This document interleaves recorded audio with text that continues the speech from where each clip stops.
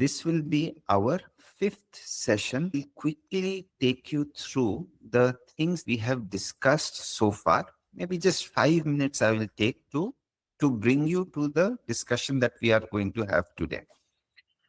So first 3 sessions we spent on how do we prepare our mind to be ready to imbibe what Vedanta has to offer. That was our first 3 sessions. How to prepare the mind, and there are 4 parameters that were given. Now, the crux of that discussion is that one has to be ready or desirous of inquiry. If one is not desirous of inquiry, then Vedanta will not help. We are trying to discuss Vedanta because we are inquisitive. This desire to understand, to know who we are. This inquiry is important, and the desire to understand our own nature is the only prerequisite. What are the different faculties of mind that we need to develop? So we need vairagya, we need tapas, the burning desire for liberation, and 6 core qualities. These help us become a better seeker. Inquiry is essential because without my desire to inquire, I cannot ask the right questions.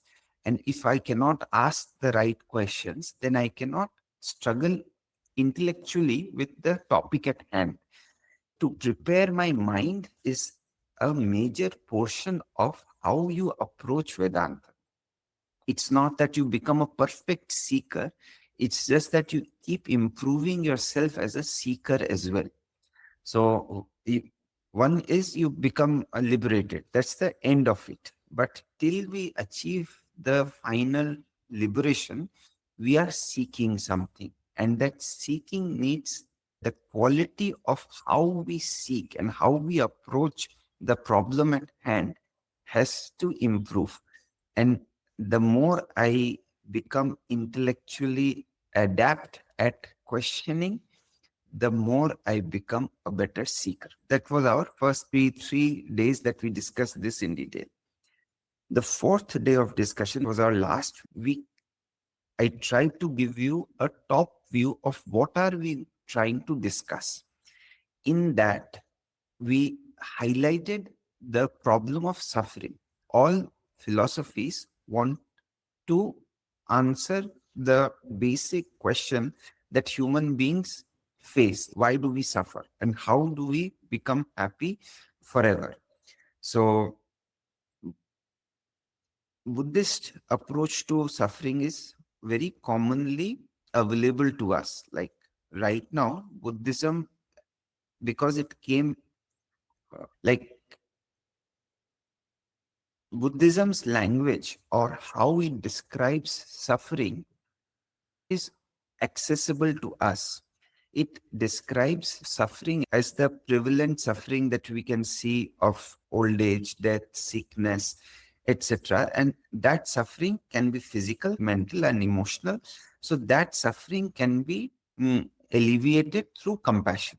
So that's the definition of suffering, and how Buddhism tackles suffering is through compassion. That's one way to look at it. However, Vedanta explains suffering a little differently. So this suffering that we have in the physical body, in our mind, or the suffering that we experience because of the infinite cycle that we go through of death, birth, and rebirth. So this cycle that we go through, these are a quantitative experience of suffering, but this is not how Vedanta describes suffering. From a Vedantic point of view, suffering is that my limitless self, my omnipresent self, my self which is ever blissful, my self which is pure consciousness, has identified with a limited body, a limited mind, of limited presence, limited strength. So this omnipotent being of pure consciousness has boxed itself into limited capacity. This misidentification into boxing myself into a limited being is the suffering that Vedanta talks about. And all other suffering that originates, which is of physical, mental, emotional, or of rebirth and death, everything is a derivative of this misidentification. How do you define your problem? This is the problem statement that Vedanta tries to define. If I can understand the problem statement, then everything that follows will be an effort to answer this problem statement. Hence, the understanding of how suffering needs to be understood. Tell me if I could explain it properly. If not, if you have a doubt, I rephrase and try to share my thoughts again. Yes, the definition of suffering or how Vedanta describes suffering is important, because if that is clear, then everything that will follow will be an approach towards helping us alleviate this kind of suffering. The suffering born out of misidentification is what we are trying to understand and solve. Misidentification is the root cause of every other kind of suffering that you experience. Every other kind of suffering is called unreal, because from the highest point of view, you are unlimited, omnipresent, omniscient being. And somebody who is so powerful and ever blissful, if experiencing pain and suffering, is because of misidentification. That is how suffering is defined. The problem definition of suffering was one thing that we discussed in the fourth session. The structure of the discussion is planned. First, we discuss how to prepare our mind as a seeker, how to question. Then we have three things that we need to understand: the self, the current state of our being, the gross body that you see, the misidentified self, that we need to understand. Second, we need to understand the jagat, or where the individualized self is existing. And then need to understand where, what is it that we want to recognize, or what is it that we want to realize. Jeev, Jagat, and Brahma. These are the three things that we need to understand deeply, the anatomy of these three things. Then comes a discussion on the relation between these three. So individually, I need to understand them, and the relation between the three, so that I can understand the interplay of the three. And finally, we try to understand the contradictions that arise in our intellect, in our mind, because we are trying to understand infinite being, which is beyond intellect, through our intellect. So this is a session on contradictions that we will have, so that we can answer basic contradictions or questions that arise when we are studying. We end with one more discussion on who we are. That will be the final session. This is the 12th session series that we want to have. The fourth session that I took will be an additional session. So the total discussion will be in 13 sessions. So this is what we have been discussing and where we are currently. Okay. Brahman. This is the anatomy of these three we need to understand. So today we are going to understand the anatomy of the individualized self. Now, as we proceed, I'm taking help of my notes because I want to sequence things properly. So as we go along, I have to introduce few concepts. One is the concept or the idea of Sakshi. To understand the idea of Sakshi, we have three questions or three statements that I need to bring up. First of all is the confusion about I. Who am I? Because misplaced identity is what we are trying to unravel. So the confusion about I is the main problem statement. Then comes the inquiry into what I am not. And then the recognition of what I always was.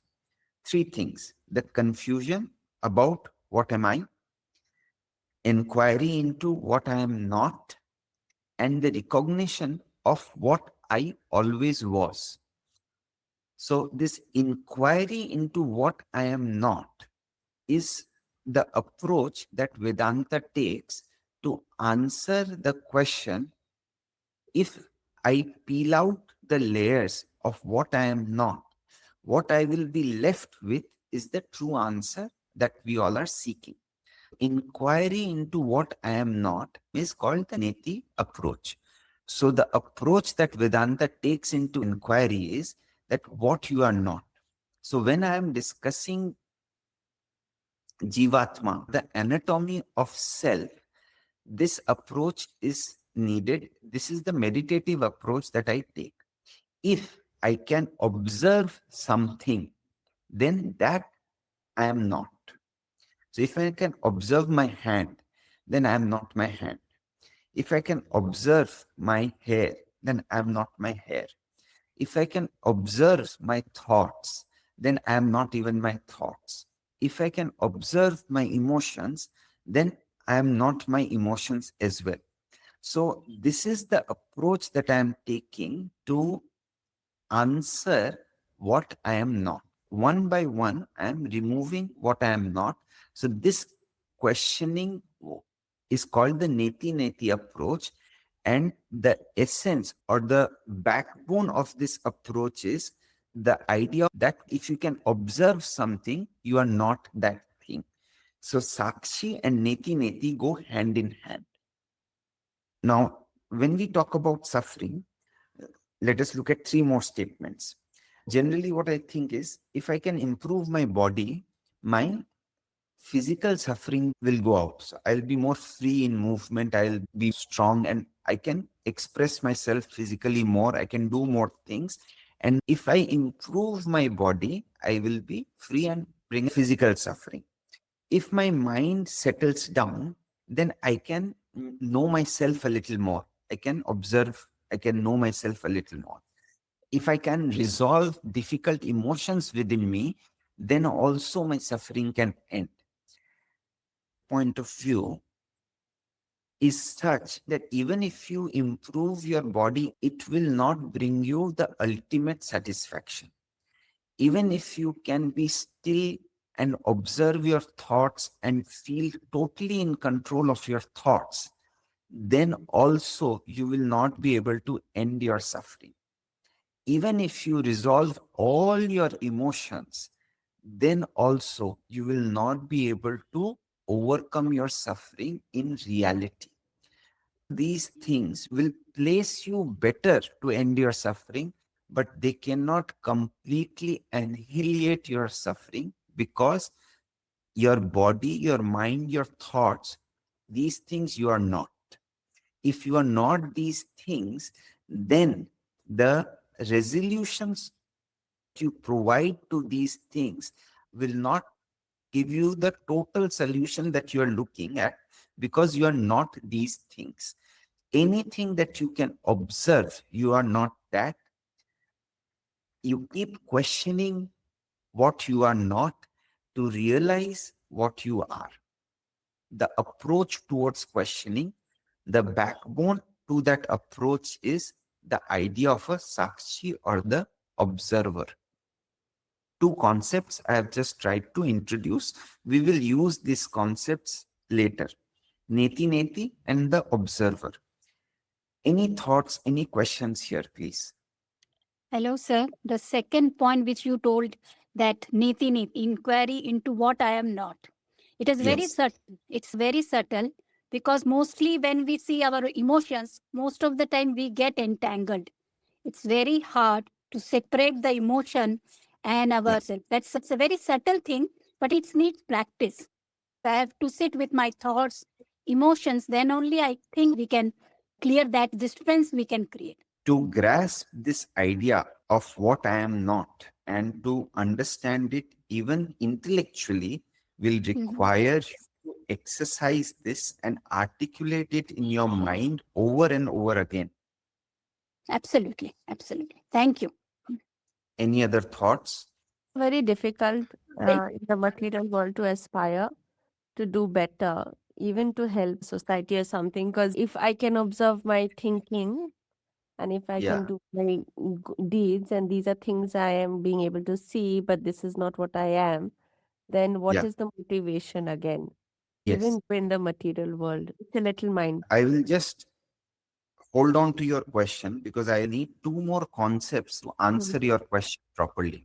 Smita ma'am had a question. Ma'am, please go ahead. When we are observing that this is my hand, but I'm not the hand, this is my hair, but I'm not here. In this way, we can conclude that we are not body. Yes, absolutely.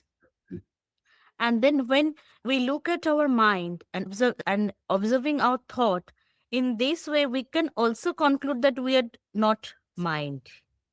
Yes, you are right. And from that point, we started to find who we are. I'm not my body. I can observe my body. I can Yeah, observe my mind too.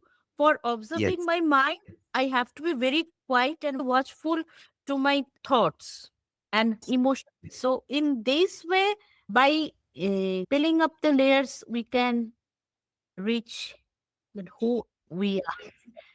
I understand a little bit of what you're trying to say. Our reach is up to the body and up to the mind and the thoughts.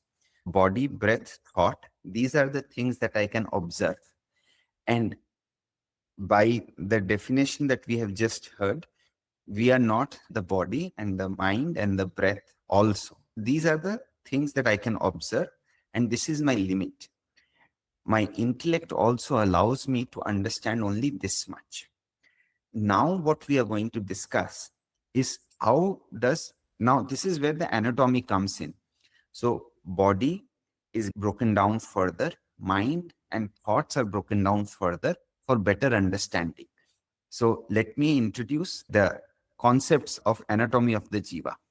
Now when I'm discussing this anatomy, the sub question that we should keep in mind, what is suffering, is if that's the primary question we are trying to address, and suffering is defined as a resultant of misidentification, the follow up question when discussing is, who do you take yourself to be?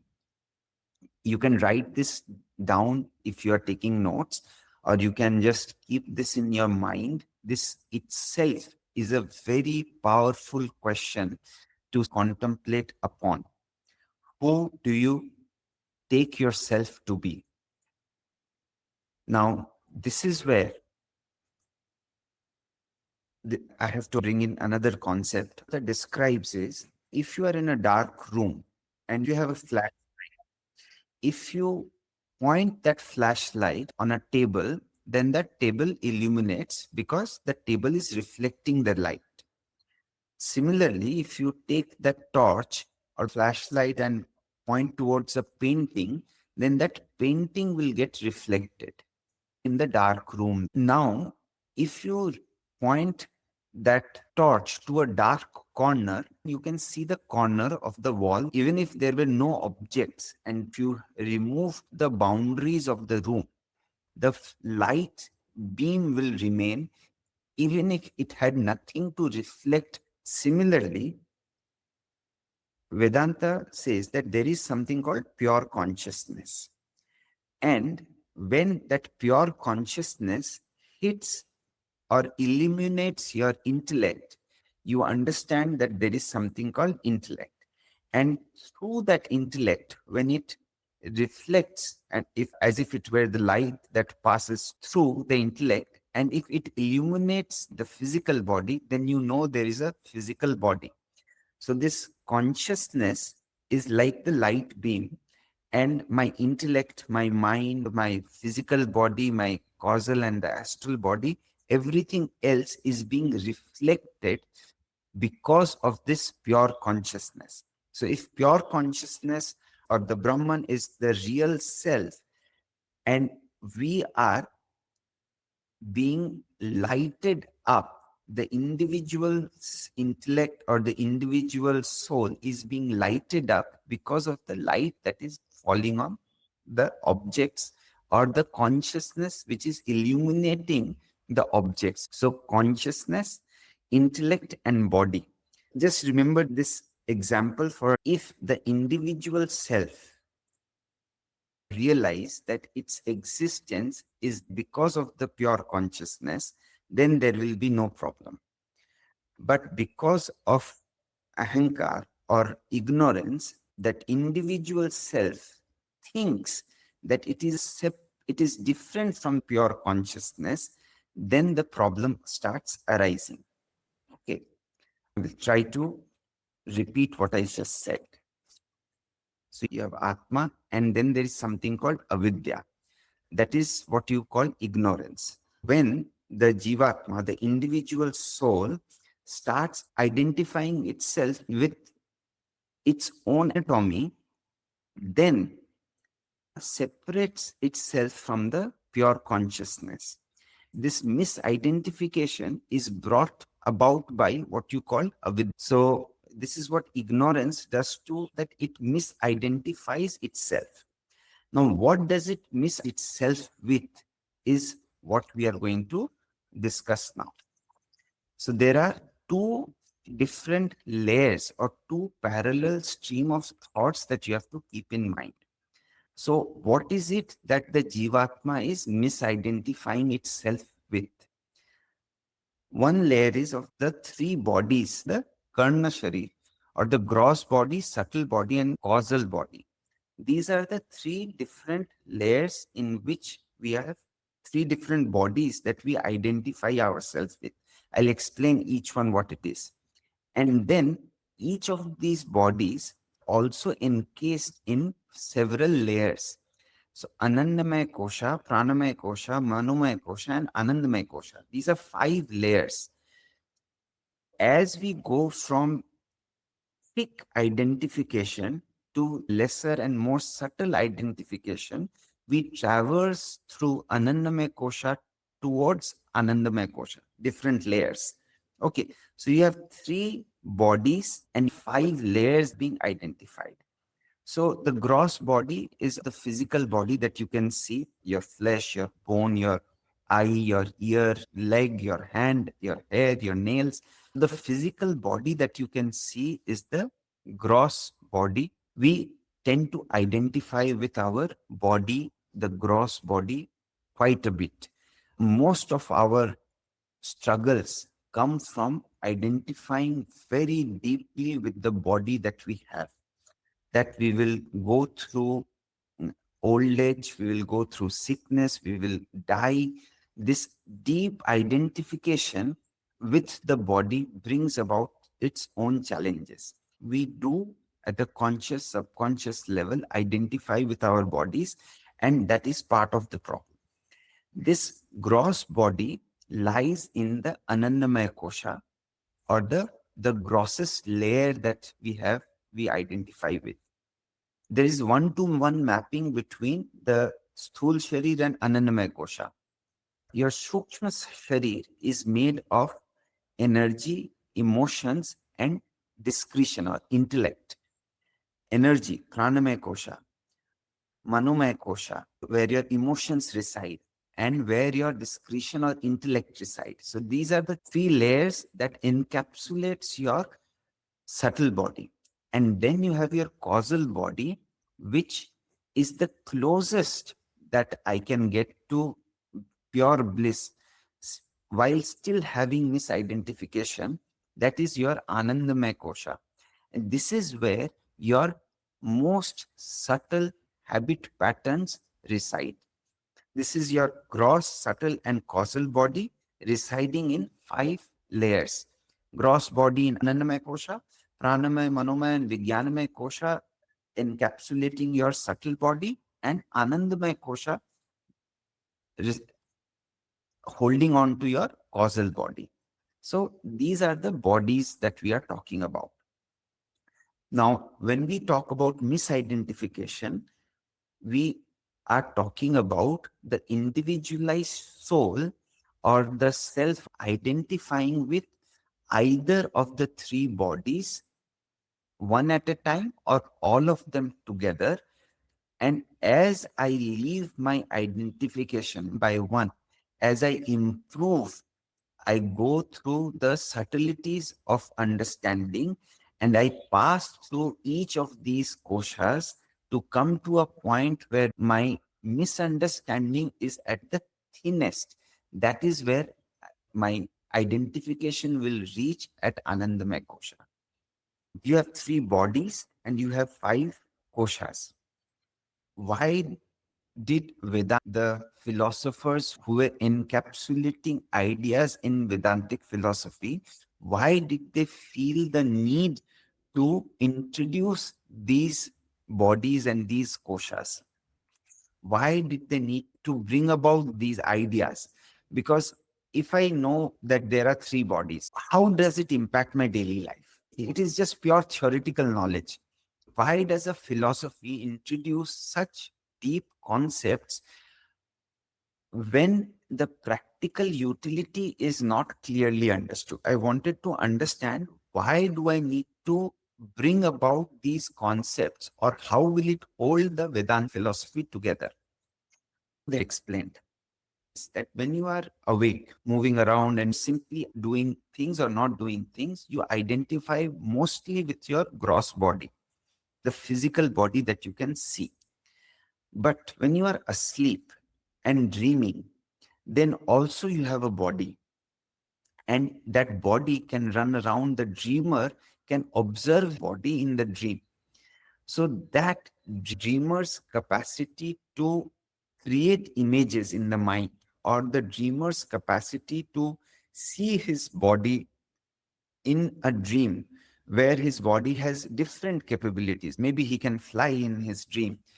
That dreamer's capability to visualize his own body while asleep, they explain with the subtle body which resides in the pranamaya kosha, pranamaya, manomaya, and the vijnanamaya kosha. So these three koshas are the beholder of the subtle body, or the sthul sharir, and this sthul sharir, they take the help of this body to explain my dream state. All right. Then comes the deep sleep state, which they wanted to explain. They wanted to explain a state where you are deep in sleep and not dreaming. When you wake up, you know that you had a good sleep. Now, that awareness needs to be explained. That awareness through the causal body, or the most subtle body that you have. So, because they wanted to explain these three states, they needed three different bodies. And so the gross body, sthul, your dreamer's body, or the dreaming state, being explained with the help of the subtle body, and deep sleep state being explained, the awareness that you had a good sleep, that needed to be explained, that came through the causal body. So that's why they needed to introduce these three bodies. Also, one more thing they write, that the randomness of my behavior, like if two people are born in the same family, two siblings, they are born and brought up in a very similar environment, but right from the onset, they have different predispositions, they have different nature. Though they have been nurtured very similarly, they have very different behavioral patterns. Somebody is strong, somebody is weak, somebody has a strong constitution physically, somebody has a weak constitution, somebody gets very angry, somebody gets very scared, somebody is very focused. So in the same sibling, same category of people have different predispositions. This they explain by the idea of vasanas. Vasanas are deep rooted habits or imprints in your causal body that gets carried over life after life. So your subtle body and your causal body goes from one life to other life. There is a continuity there. And that's why the concept of karma also comes in. That we will discuss that later. So gross body dies or ends like in a lifespan, but your subtle body and your causal body gets carried forward, and the predisposition that you are born with are because of your causal body. So to answer these questions, the philosophers of Vedantic philosophy had to introduce these concepts. Did I make sense? Yes, sir. You have made it. Thank you.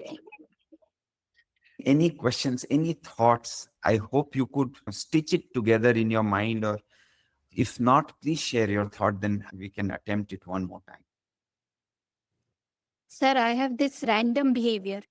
These two things which goes gross body, and it is when we die, it didn't go, but that one, last one, that subtle and this glossal body, that we carry that behavior patterns, what you are explaining. Can Yeah. you please explain once more? Okay. So the subtle body is a repository of your emotions and your intellect. The causal body is the repository of your deep-seated karmic patterns are formed because of the actions that you take when you are alive and awake. Repeated actions create mental grooves in my brain. If you read a little bit of neuroplasticity, you will know there is something called grooves. Those grooves are cut because of repeated actions that I take. If you bring in only one lifespan, you have mental grooves or grooves cut in your brain. This idea of grooves, Vedantic philosophers took a little beyond. They are saying that these grooves are present not only in one lifetime, but multiple lifetimes. So the things you do cut a groove not only in your existing brain, but so deep that it forms a pattern in your causal body.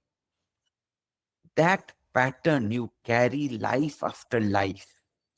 That pattern gives you your nature by birth, which you express as you grow older. Okay. Okay. So Thank that's you. why karma becomes important.